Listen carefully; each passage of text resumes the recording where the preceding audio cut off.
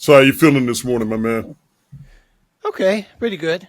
Are we gonna still talk about sinners? I want to talk about Cinders, but Andor is so hot right now. Well, I want to definitely talk about that. It's so much stuff that Hmm. is finally being approached in terms of outside of the Jedi's and the Sith, Hmm. and just the whole dynamics of everything leading up to Episode 4, and that Hmm. piece that you sent me with that Hmm. guy Damien Yeah, he's a Walter trip, ain't he? breaking it down. The Empire are space fascists.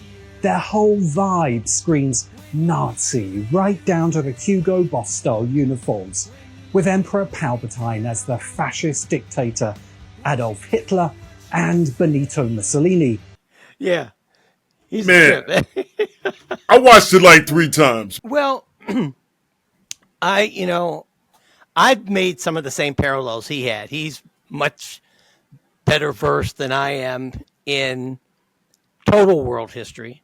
I mean, there were some revolutions and uprisings that he mentioned that I wasn't as familiar with, so I looked at those. Mm-hmm. Um, but I was just, how these algorithms go.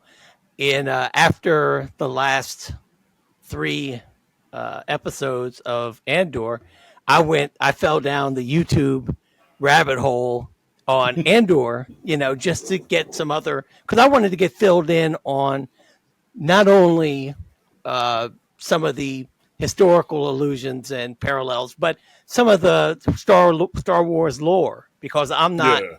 somebody, I didn't read the novels and I didn't read the comic books. I just Mm-hmm. watched the movies and the television shows, or some of the cartoons, either the or the animation. I guess I'll call it animation to elevate it. I didn't Yeah. watch all the Yeah. Clone Wars. I didn't watch all. I watched some of them, and I watched some of Rebels, and I'm familiar with those characters and where it is as far as the saga is concerned. But Right. I wanted to get filled in on that, and so now when I go on YouTube, there's always a video about Andor on there. And that guy was on there. And, as you saw from the cover tile, when he's talking about what are you really rebelling, for Yeah. Andor or Yeah. whatever, that's Yeah. what, piqued my interest. And then, he got me from there. He was talking about the character Andor, Cassian Hmm. himself.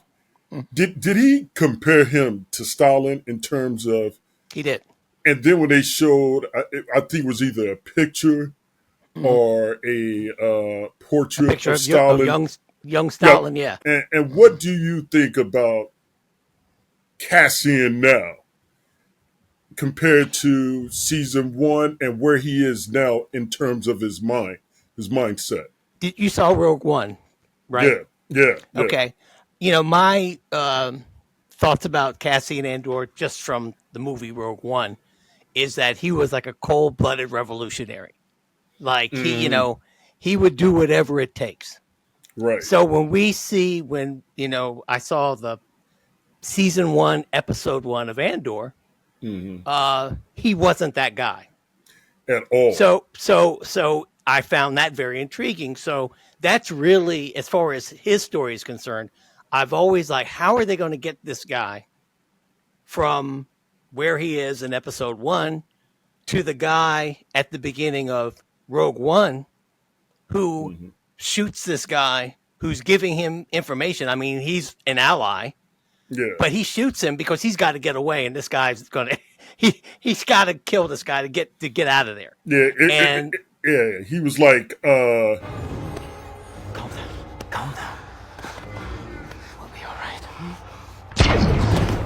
because Rogue One, when you see that, you're like, this dude, like you said, he is cold blooded.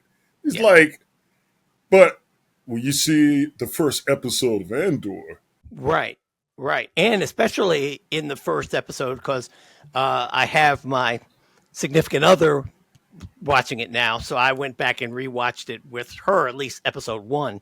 hmm, And they have the flashbacks to where he's a child. Casa! Casa! Seja no Vizna! Evancello! But he's even more innocent then.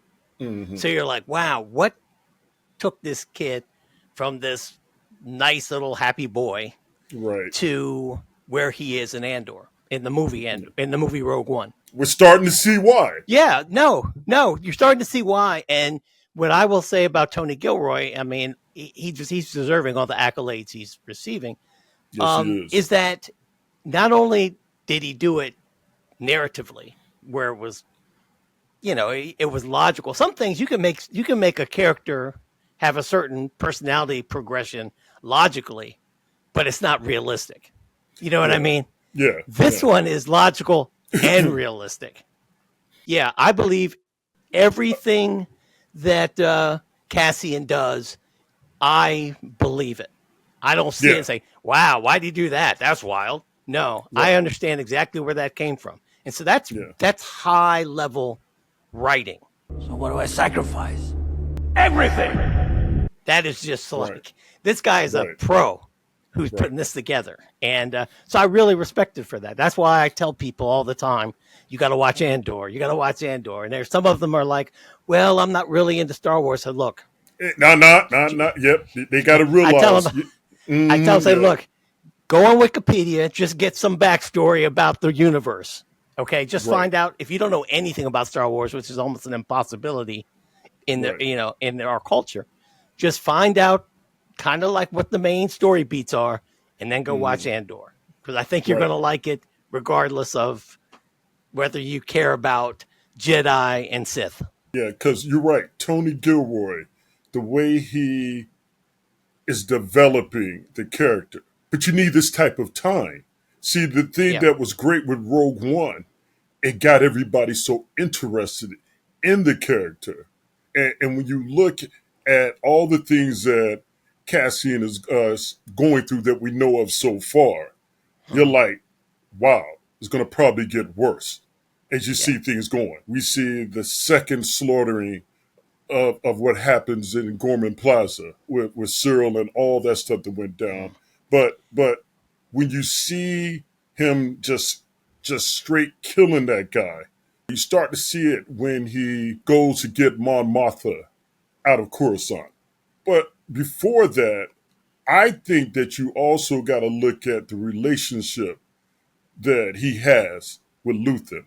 It's always a situation where Andor is trying to express his anger, his frustration. He feels like we're doing this for nothing, but yet he keeps doing it.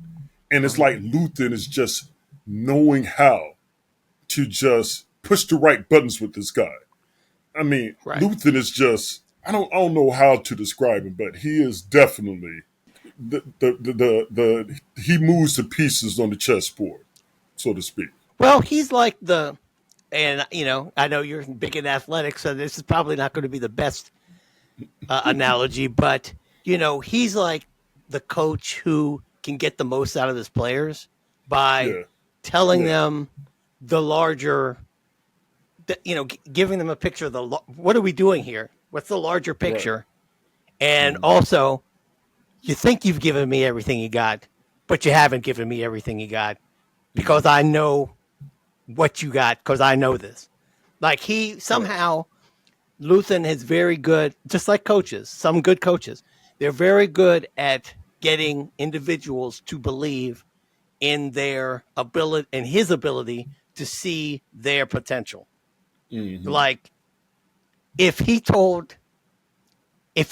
a coach tells you that you don't believe in the coach's ability to see your potential, then he can tell you you're great all day and you're just going to be like, yeah, whatever. But if you believe this guy is telling you the truth, dude, you got more to give me. You just got to pull it out and dig deeper and do this and do that. And hopefully it works out for you. I think that's what Luthen is good at doing.